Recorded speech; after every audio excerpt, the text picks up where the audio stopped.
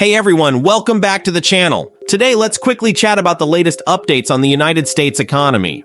First and foremost, the unemployment rate rose to 4.3% in July. Warren Buffett sold huge amounts of U.S. stocks, and the United States just hit a new record of $35 trillion in national debt. We are on track to hit $36 trillion of debt very soon. I will give you a brief update on these topics and more. I'm sure you've heard bits and pieces, but I thought I would put it together in a quick video. Buckle up because this is going to be a wild ride. This is Earth Economy Explained.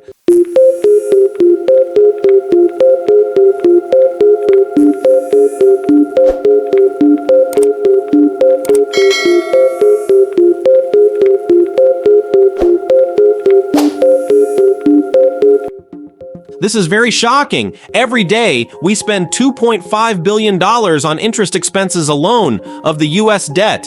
Of course, this is the money that does not go toward things like free school lunches for children, housing, improved roads and bridges, and other essential causes. By the way, 10-year baseline predictions show that national debt will top $50 trillion by 2034. At the rate we're going, I'd expect that to happen much sooner, swallowing the whole output of the U.S. economy.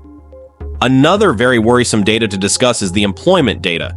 The most current job data reveals that the labor economy is in serious difficulty, serious trouble. More and more to come since this is only the beginning. A dismal labor report with an increase in unemployment is a clear warning sign. Perhaps this is why, several days ago, Senator Elizabeth Warren stated that Fed Chair Jerome Powell should cancel his summer vacation and return to slash interest rates immediately. A fact not many of us believed that the Federal Reserve was politically autonomous of politics.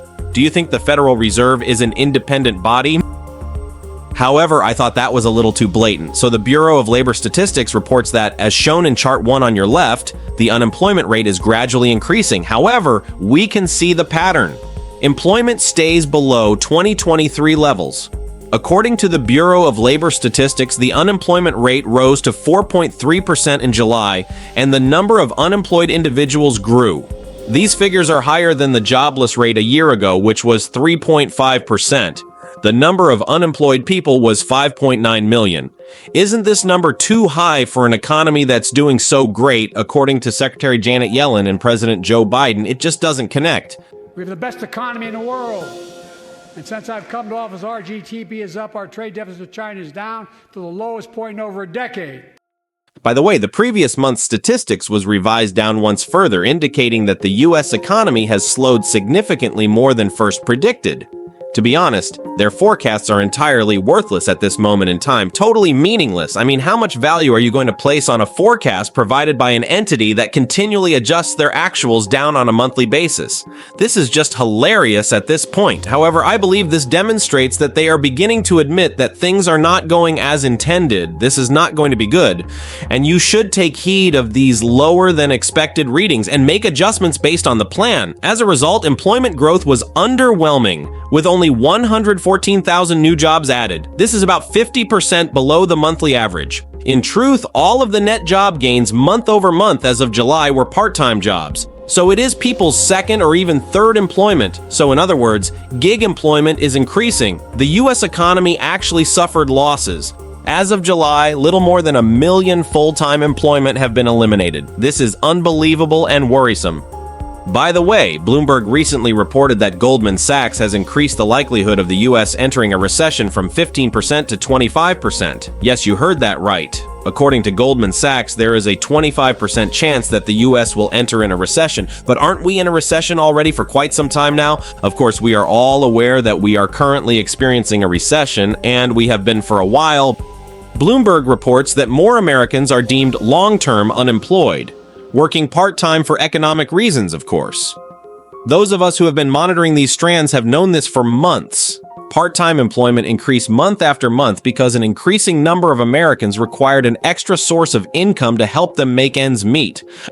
The third fascinating point I'd want to make today is the most recent news about Warren Buffett. Of course, Warren Buffett understands what is going on. He understands the latest signs and what they signify. Buffett's cash accumulation is simply unprecedented. This has never happened in the company's history. Berkshire Hathaway sold $75.5 billion of Apple stock a few days ago. In an unusual and definitely defensive move, Warren Buffett dumped 55.8% of Berkshire Hathaway's holdings of Apple stock in the first 6 months of 2024, according to Reuters. Also, Berkshire sold 33.9 million shares of Bank of America stock over 3 days in July, garnering nearly $1.5 billion at an average selling price of $43.56 per share. This is actually very shocking, and everyone should reflect what this move by Warren Buffett signals.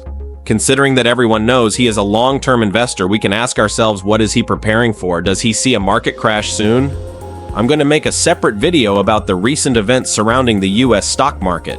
There's definitely a lot to be concerned about, and even though the Federal Reserve is projected to drop interest rates by 0.25% or possibly half a point, I don't believe it will be enough to reverse the trend. By the way, on August 2nd, here is what Fed Chairman Jerome Powell said about the Fed's plans to possibly lower interest rates in September. Our economy has made considerable progress toward both goals over the past 2 years.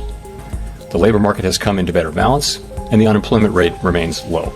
The question will be whether the totality of the data, the evolving outlook, and the balance of risks are consistent with rising confidence on inflation and maintaining a solid labor market. If that test is met, a reduction in our policy rate could be on the table as soon as the next meeting in September. So what's next for the U.S. economy? Where are we headed? Are we going to see an end to the endless borrowing of money by the government? When are they going to stop printing money? Will the unemployment numbers recover? Are people going to have stable, high-quality jobs again without resorting to second and third jobs? Will the U.S.-born Americans continue to lose jobs from those migrant workers? And lastly, how will this recent move by Warren Buffett affect the overall investor confidence in the U.S. market? With that said, I hope that this quick overview of the recent key data primarily related to the labor market is helpful and helps you understand what's going on in the U.S. economy. Thank you for watching. Share your thoughts in the comments below. If you found this video insightful, please smash that like button, subscribe, and hit the bell icon to stay updated. As always, stay safe and stay informed. Thank you for watching Earth Economy Explained.